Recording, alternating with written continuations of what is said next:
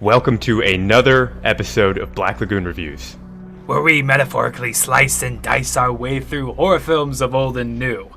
I'm Brian, certainly not a Freudian mad scientist whose sole mission is to employ physical coping mechanisms through bioengineering to revolutionize the discipline of psychotherapy, all while wearing a suit of tweed.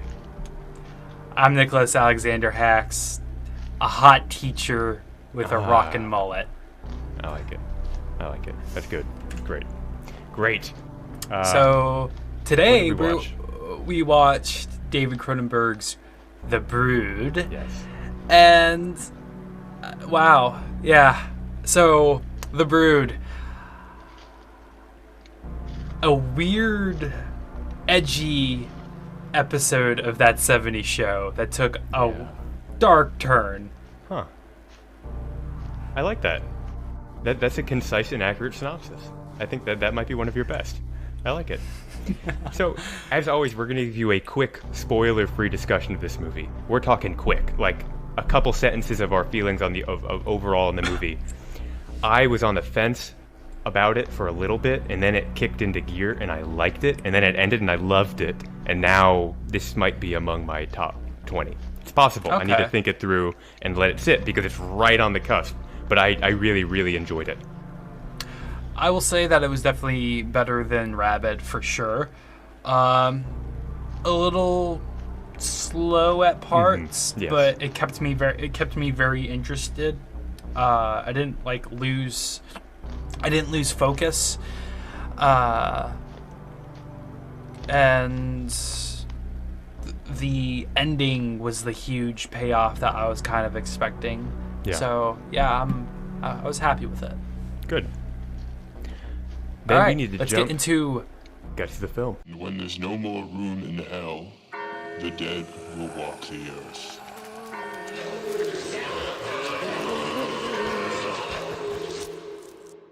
Yeah, the main character of this movie that totally looks like a more masculine version of Topher Grace. It's like on the little masculine-feminine slider on the new character creation games. It's like they just moved it all the way to masculine, got the jawline in, you know. Where the bottom of the what's it? The line, the continuum slider. The slider. Thank you. The bottom of the slider is titled Twink. To the masculine, the highest you can go is Chad. So they moved it all the way over to Chad. And what's in the middle? What would you call the middle? A normal guy. A normal guy. Wow, how riveting! I was trying to come up with a fancy name. Oh, I see.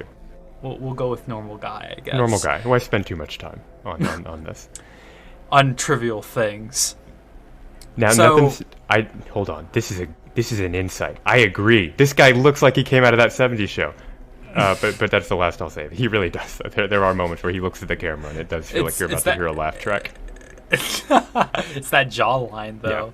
Yeah. Now, this is an intense movie. I feel like it adopted some of the crazy nihilistic tones of Rabid, but just handled them a lot more masterfully. Because Rabid felt kind of messy to me, and even though it was a cool movie and the ideas were really good, it wasn't compelling to me, and it also didn't feel like a cohesive film. Yeah. It just had some shortcomings. This feels like Cronenberg's coming into his own. The acting is all great, the writing's really good, and by the end of it, there's even some higher level stuff going on in the movie that's really interesting about mental health and psychotherapy. It's cool. I love it. Yeah. It's my kind of film. I still for some reason I'm expecting again something like The Thing, and I keep getting disappointed. I just gotta. Oh, you're going into this hoping for insane body horror, right? Yeah. See, Cronin, he's playing it close to the hand. It's subtle but effective. Because when we saw the reveal at the end of the film where the wife is giving birth to this thing with an external womb, we were both about to throw up. I was gagging, right? But it wasn't every single 5 minutes in The Thing. So I feel like we might have to readjust our expectations in the sense that Cronenberg might not be constant, gratuitous, in-your-face gore all the time. It is Right. kind of subtle right now, but I wonder if that changes later on. Yeah, I'm wondering, but it works for what he's doing, though. It Yeah. definitely works because I was when Dr. Daddy was shooting those little people, those little monsters. It made it much more impactful. Yeah. Because once you get to like the real chunk of the gore, is definitely towards the end of the movie. Yeah, this is a Taxi Driver style plot development, right? It starts out psychological thriller, and it ramps up. You hit a breaking point, and it's just violence. One location, a lot of violence, a lot of revelations about the plot and motives and all that. So, I have to say, the very first kill was was laughable. thankfully, yeah, the only saving grace, the kid actor or whoever was playing it was really holding back on that hammer. It looked like little taps. It did. But the redeeming factor is that was our first glimpse of this creature, and it worked for me. Like when we first saw this tiny thing crawling all around like the walls and on the counter and hiding in little nooks. It's like that got me. I think that's The great. milkman is here. Yes, if you watched our reaction, we've established that this is the Canadian milkman. The Canadian. This is the Canadian milkmen, as they prefer to be called. The Canadian milkmen are known for their sheer brute force and violence. Yes. If you do not pay your You missed bills that in milk bill. time, Oh yeah. God. Keep in mind, every Canadian home has a tiny milkman door. We saw this in the film. And when you don't pay your bill, they break in. And then they throw a gallon of milk on the floor. I still don't really understand why it did that, but it did that. And then, yeah, that really wasn't explained, was it? Right. So, I guess I'm jumping into particulars here. Broad, big picture about this movie. It's another Rabid-style film where a husband is separated from his wife, and it takes the whole movie for them to finally reunite. It's the same thing, but it actually works this time. Because there's a credible reason why the husband can't get to her. He's worried about his daughter. He's not useless. Yeah, he's not like trying to drive there for 2 hours and can never make it to her. It's like there's actually finally a reason. He's caring about his daughter. He's trying to uncover this plot. He's even trying to save all of them the best he can, and it makes sense. Like I still think the protagonist was the weakest character. Fine acting, great writing. I still was the least interested in him, and I feel like all of the other actors were far more intriguing. I also had that issue with Rabid, where it just like the protagonist felt hollow. But the film stood on its own so well, and the plot was so cool, and it was just buried in mystery the entire time until you get to the third act. And then what you find out is like you find out cool information. It's not like the mystery's resolved and it's like, all right, that's not that fun anymore. It's like you find out insane information about a crazy therapist who's essentially, instead of deploying coping mechanisms through therapy of like, oh well, here's how you should start using these thought patterns instead, he's deploying homunculus beings that he's engineered with a fixed death little like bulb on their back that will kill them after a certain amount of time passes, to go out and cope with the world through her tortured psyche. It's insane. It's so cool. What a cool idea. Right. Wow. Did that reveal work for you? Like the whole film's buried in mystery, and then that's what you figure out. Was that worth it for you? The kind of the slow burn, because it was definitely a slow burn. Yeah, it didn't kill it for me. I thought it was an interesting take, for sure. I wasn't disappointed. I'll say that. I wasn't disappointed.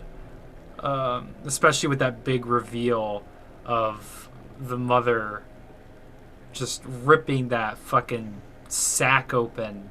Yeah. And it's like it kept being like, oh, that's gross, but at least it's over. And then she's like, no, she's opening it now. Oh, that's gross, she got the baby out. All right, at least it's over. And then she just licks the baby. It's like, okay, well then where does it end? How more we did to sit through. I do think there were moments that went on too long in a lot of parts of the movie. One was the ending. I wanted a riveting third act just filled with tension and disturbing and revelation. But the moment where he was like pretending to be in love with his wife was just like, it went on a couple minutes like too long. I just wanted the reveal. I think that could have been shaved out of the movie. There was some exposition stuff near the beginning that I thought was a little bit heavy-handed also. Right. But beyond that, this didn't feel like Rabid, where I was kind of like waiting for stuff to happen, and then when stuff did happen, I was disappointed at how like inconsequential it was. Everything had weight and was there for a reason, and I thought it was like a well-crafted movie. Like I hope that the next film that we watch by him is even better. I don't know maybe it's Scanners next. I have to look that up. Oh, Videodrome. Yeah, I'm pretty sure it's Scanners.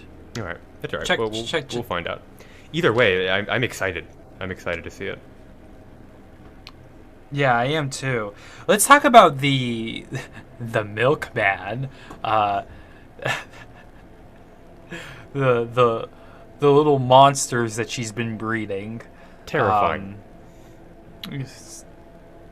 Yeah, really horrifying and really fucking ugly to look at. Yeah. I love the idea because it's more than... It's like... To me, this is like psychological body horror. It isn't about, hey, look, you see it's got like weird bumps on its head, and then when you see them on the autopsy table, they're all gross and kind of humanoid, but not quite. That's not like the payoff body horror. The payoff is the psychological disturbing thing that has happened to a human body. This thing doesn't have a navel, which means it wasn't born through traditional means, and it just has a weird bulbous thing on its back that is essentially a built-in oxygen tank that will starve it to death of oxygen within a certain period of time. That is the most existentially terrifying thing I've seen in a movie in a long time. Like, these things are just born to be slaves to somebody else's psyche, and just to do that, it's crazy. And if you probe too hard about the motive for why he made it, I think this movie won't look that great, because the therapist didn't. They were painting him some cult member style guy, where he was writing this book about this kind of innovative new psychology, and we didn't really get to see him as that. We always saw him as like a normal Freudian therapist, and every now and again a weird guy. But we didn't really see him as a mad, crazy psychologist. So I don't know why or how, more importantly, he made these things. But if you just take it at face value, it's like, yeah, I get it. It's cool. I like it. I'm not sure. I don't think that he was making these things. He was using this new type of plasma surgery, and it was causing adverse effects to the human body. And then he kept it going, right? Uh-huh. Yeah. So there's an element there of like he's creating these things, right? I mean, like he's setting up this whole group to produce and sustain them, which is just crazy to me. It's pretty interesting part of the movie. Yeah. Is there anything else you want to talk about? There has to be. The soundtrack I thought was amazing. I thought it was yeah. really well done. Like there was one point near the end where a theme played, and I was like, oh, I recognize this now. Like, it was significant enough at the beginning to the point where it all tied together, and I thought that's a sign of a good soundtrack. It was all right. It was an okay soundtrack. Nothing riveting for me. I like the old school better. like 50s horror heavy cello playing. I do it felt too. more artsy and unique than just like your normal like the artsy high pitched string instruments. It reminds me of the artsy beginning that we got from this movie. Mm-hmm. I had no idea. It kind of inverted my expectations at first because we just get thrown this out of nowhere. And I thought, are we getting sort of like a David Lynch type of vibe over here? Is this what Cronenberg's going to go for next? Mm-hmm. Is he going to change up his style? And not really. But he did improve. Now, I will say that I'm expecting better from him. Yeah. For sure. And hopefully as we continue get that. our Cronenberg marathon through his whole filmography. I this to me works really well. I like that we're seeing a recurring obsession of Cronenberg's in medicine gone wrong, psychology gone wrong, and then the adverse effects that these two powerful disciplines have on society. That's really cool. Like, I like the idea that he just keeps revisiting the same thing in 3 movies now. The Sliver movie, and then Rabbit, and then this. They all have that same backdrop, which is really interesting. Right. So, I think it's time for the eulogy. Ashes to ashes, dust to dust. May God be with this young man's soul. And may Rod Lane rest in peace. Eulogy.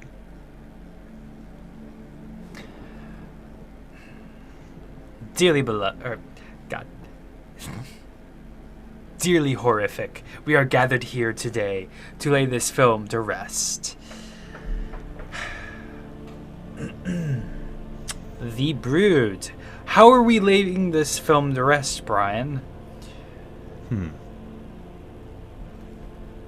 We could put it through Death by 1,000 Cuts with that weak little hammer.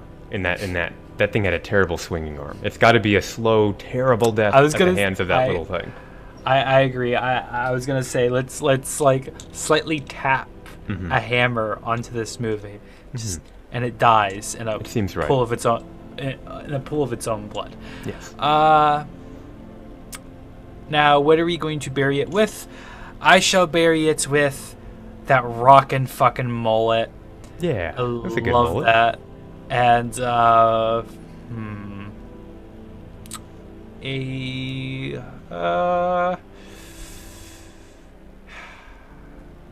child, a deformed child. Yeah.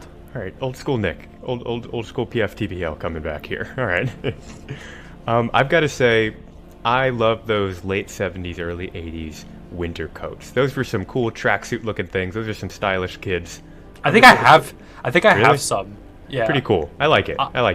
Toss that in there, just for safekeeping. Okay. And to keep the kid warm. The kid's dead though. Oh, yikes. Okay, well, let's move on. All right. Voices. Are you hearing something, Nick? Maybe. Okay, yes, it looks like it. Well, sometimes that is better.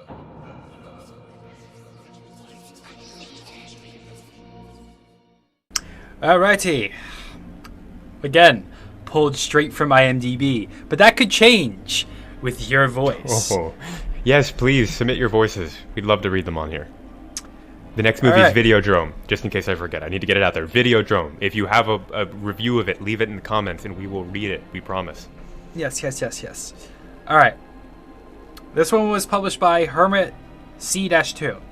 Published August 13th of 1999. Oh my god, on IMDb in 1999? Long time ago. Oh my gosh. Wow. Alright, he gave it 2 stars. He titled it Confusing, Unpleasant, and Unsatisfying. Yeah. This film from writer/director David Cronenberg is obviously intended to be dark, intense, and shocking, but the tale unfolds in such a confusing and disjointed manner that, for me, any power it had is negated, even with its fantastically grotesque ending. Those who are purely seeking sensation may find something to like here, and even they may be twiddling their thumbs for long stretches. But anyone who is interested in a coherent story should proceed at their own risk. What might otherwise be good performances by Oliver Reed and Samantha Eggar are nullified in this environment. Consequently, the film's most effective actor may be Cindy Hines, the stone-faced little blonde girl. Yeah, she did a pretty good job. She did do a good job. Another warning. Some may not care for a scene in which a fatal beating takes place in front of a group of children. Cronenberg at least had the good sense not to make this scene too long or graphic, which I give kudos to Cronenberg for not doing that in front of fucking shit ton of children. Unlike Kubrick, who mortified. He's got some skeletons in his closet. You can't make some of the single greatest films in almost every genre and not have skeletons in your closet. That guy's insane. Also, If at any point in time you see me bending over, whether it be in reviews or in the reaction, I am petting my rabbit because she's poking me in the leg. Yes. So, yeah. Noted. Yep. Duly noted. I figured that I had to throw that out there. Anyways, you have a certain voice, a certain special voice, your favorite guy. My guy, yeah. But before I get to my guy, I gotta say, I get where that review's coming from. Yeah, I do too. I normally do. I feel like there's always an ounce of truth in even some kind of sensational, oh, this was terrible, I can't believe it. This one felt pretty measured. I try to at least find something that isn't just one sentence, oh, boring, this was shit, I didn't like it, too slow. Right. I like to find some constructive criticism from another point of view. I enjoyed this movie, but I also felt like this movie had some problems with pace and with story. I still don't understand how the little girl isn't dead if she was connected to the brood mother. Mm-hmm. Yeah, I agree. Ebert. So, again, heavily abridged, but here's what my guy had to say about the Brood. All right. Now, here's a particularly nasty little number. The Brood is an El Sleazo exploitation film, camouflaged by the presence of several well-known stars, but guaranteed to nauseate you all the same. That's after it bores you first.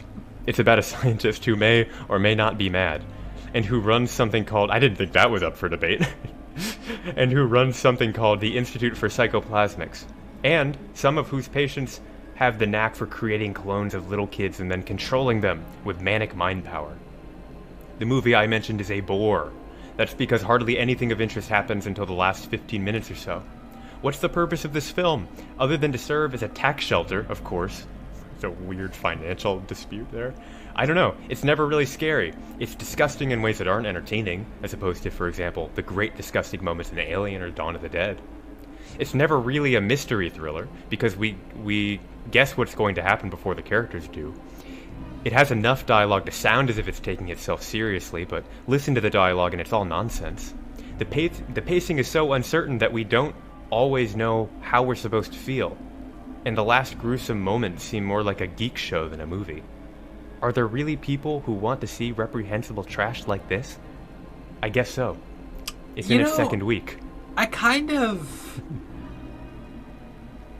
see his point, though. Ebert always has a reason for what he says. That's one thing I appreciate about him. We disagree sometimes, but he's coming from a real place. Most of the time I disagree with him, but I kind of... He loved some of our favorite movies. All right, he gave us 1 out of 4 stars. That's also important. His lowest possible rating beyond half a star. Because he rated us. Yep. Us. Yes. Me. Yeah, he didn't like it.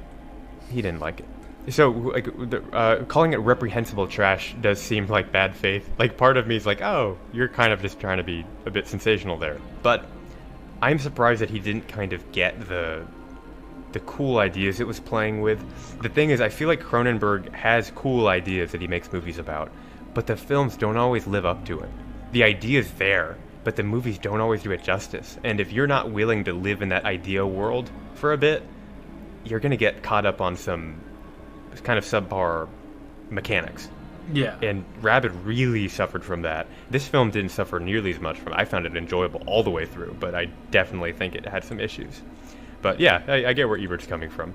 I think that IMDb reviewer was more responsible with his review than Ebert, but I do get where he's coming from. Yeah, for sure. Alright.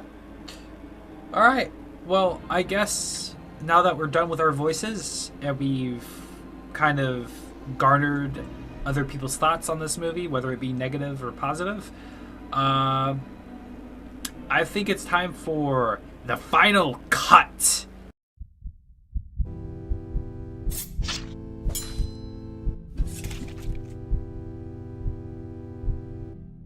I'm going to give The Brood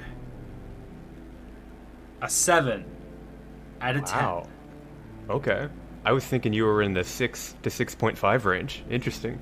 Leaning, like a little bit closer to 6.5, but just enough. That ending really did make me feel uneased and made me gag. But I felt like there could have been a lot. There could be more improvements to this movie. So this makes me feel ready for the next David Cronenberg movie. Oh, yeah. I'm excited. I'm ecstatic. Cannot wait to see what's up his sleeve next, because that, I hope that we can only go up and he doesn't just plummet. Yeah, there's a lot of promise in this one. I really think so. I think we're going up. Yeah, I'm in the 6.5 to 7 range on this one. I think I'm going to go with 7. So if I would allow myself the granularity, I'd go with 6.8, but that's insane. I'm going with 7. I'm rounding up. So it is a wonderful idea. The screenwriting's good. Everything works. I think it's just a nice little thing. It works together. It's still probably going to make my top 20 list, even though it's probably rated worse than everything on my top 20. Just because I love the risky idea. Like, I think this is just a throwaway film where, like, if you held my feet to the fire and said, like, why is this on there? I couldn't tell you. But it's just like, I just think it's cool. Like, I want this to be one of my top films because the idea is great. And I want to constantly battle with people who say it's not a good movie. I think that's a world I'm willing to live in. So, The Brood might make it. I'm not sure yet. But I'd say it's 7. And that's being favorable. But I liked it. I got what it was going for. Okay. Yeah, And so that concludes our review for David Cronenberg's The Brood. Thank you guys so much for watching. If you enjoyed this video, please give it a like. If you're new here and you enjoy what we're doing, please subscribe to our review channel, and please, like, if you are coming here first, please go check out our reaction channel. Yes. Because that's where all the fun happens. Yeah. And it's not just us talking. Well, it is us talking and giving comments about the movie, but we're also watching a movie. So go ahead and check that out. Links will be in the description below. And check out our Patreon if you want to support us financially and get some cool bonus content. Figure out what is the Dark Album. Find some of our hidden, shameful episodes, or earliest episodes that were too questionable for YouTube, so we took them down. Too controversial for. Yeah. Oh, we got burned for one of them. Go find it. Go watch our Patreon. Yeah. And you'll unlock it. Seriously, join. It'd be great. We'd love to have you. You'll get on our Discord where you can recommend movies to us, talk to us directly, give us your top 10 movie list, all that fun stuff. And we'll keep you up to date whenever. With whatever we're doing, our plans and everything. We'll give you all the juicy bits that you wouldn't get normally on our regular channels. That's right. So, yeah. All right. Well, stay tuned for the next episode. We hope to see you there. Bye-bye.